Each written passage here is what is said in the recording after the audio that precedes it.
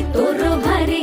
दिसते भारी गणपतीची स्वारी अन आला धादिस मामाच्या घरी मालवण चिपळूण सावंतवाडी माझ्या कोकण गावांचो दिमाग भारी दिसते भारी गणपतीची स्वारी माझ्या कोकणा वाटे तुम्ही वलवा गाडी धमाधमान हाका गाडी माझ्या कोकणचो रस्तो नागमोडी कारी नये वापशी